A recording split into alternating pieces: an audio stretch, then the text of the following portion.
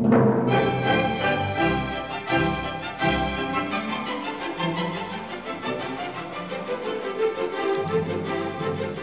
1982. Jeho stavebními kameny byly dny. Každý z nich přinášel něco nového. Ano, očekáváme, že čas se nevrací a přináší jen nové. Řekl jsem čas, pak nemám tak docela pravdu. To nové přinášel člověk. Každý z nás, každý svým dílem.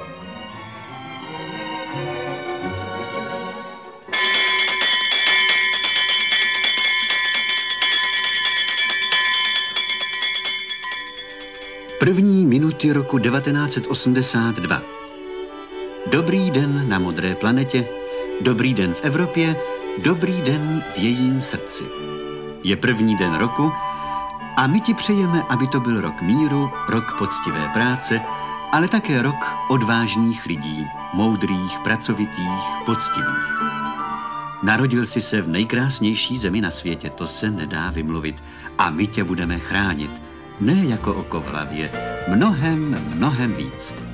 Abys byl hýčkán, abys nepoznal nic než štěstí, aby nad tvou hlavou nelétaly rakety. Všimnite si agentúrne správy. Americké námorníctvo uskutočnilo skúšky novej rakety Trident 1.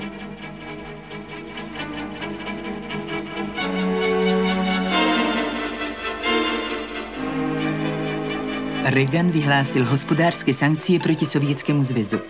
NATO sa rozhodlo rozmiestniť v Nemeckej spolkovej republike nové jadrové zbranie. Nové americké rakety MX znamenajú smrteľné ohrozenie ľudstva. Zostřování mezinárodního napětí, ekonomická krize kapitalistického světa, skutečnost druhého roku 80. let 20. století. Stretnutie delegácie žien z celej republiky s najvyššími predstaviteľmi strany a štátu.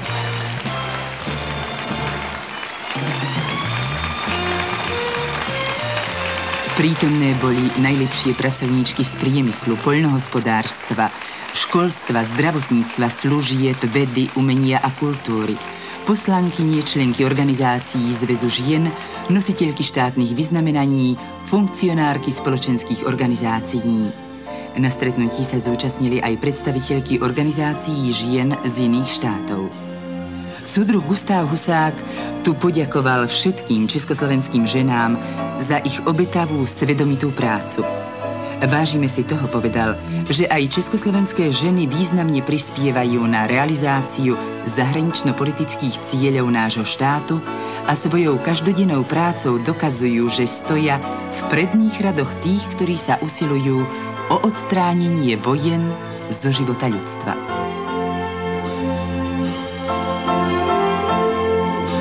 Na třetím sjezdu Socialistického svazu mládeže bylo konstatováno, že se stále více uplatňují takové metody a formy práce, které podporují přirozené vlastnosti mládí, jako jsou odvaha prosazovat nové, sklon k soutěživosti, vůle překonávat sama sebe.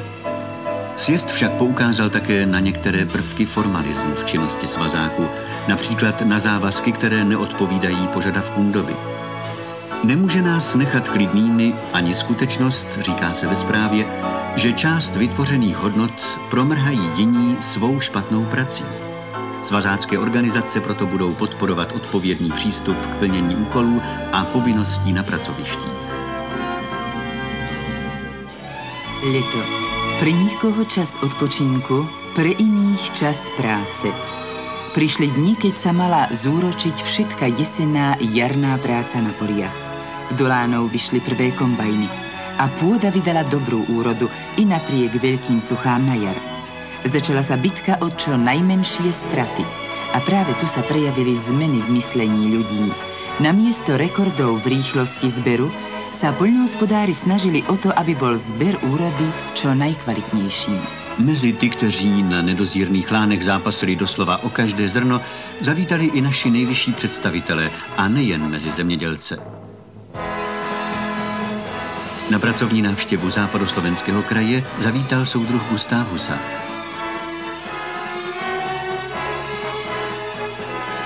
V v upřímných a srdečných setkáních s lidmi různých profesí se hovořilo nejen o úspěších, ale také o problémech, které lidé mají. Soudruh Husák si prohlédl také jadernou elektrárnu v Jaslovských Bohunicích, kde má být první blok V2 uveden do provozu nejpozději koncem roku 1983. Přichází smutná zpráva. Zesnul Leonid Iljič Brežněv. Odešel velký bojovník za ideály komunismu, bojovník za celosvětový mír, velký přítel lidu Československa. Rozloučil se s ním lid celé naší vlasti.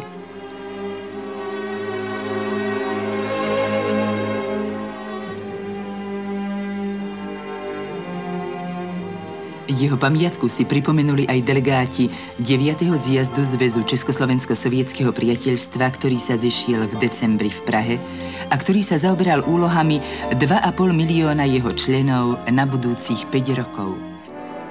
Pod heslem Se Sovětským svazem na věčné časy a nikdy jinak se letos v prosinci konalo slavnostní shromáždění k 60. výročí vzniku Svazu sovětských socialistických republik.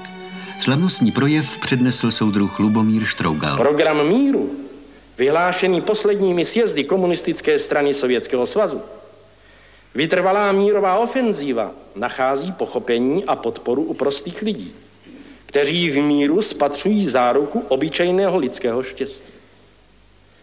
Prokazatelně se tak potvrdil jeden z velkých cílů sovětské moci, že mír vyvstane jako všelidský faktor moderních dějin v okamžiku, kdy jeho osud vezmou do rukou lidové masy, národy poučené dějinnou zkušeností a odmítající řešení sporů válkou. Rok 1982. Jeho stavebnými kameňmi boli dni. Každý z nich prinášal niečo nové. V každom z nich vznikalo bohatstvo nášho života. Každý k nemu prispel svojím dielom. Rok končí. Poznamenává však ty příští. Tak jako se nezastaví čas, nezastaví se ani naše práce. To proto, abychom mohli za rok něžně říci: dobrý den na modré planetě, dobrý den v Evropě, dobrý den v jejím srdci.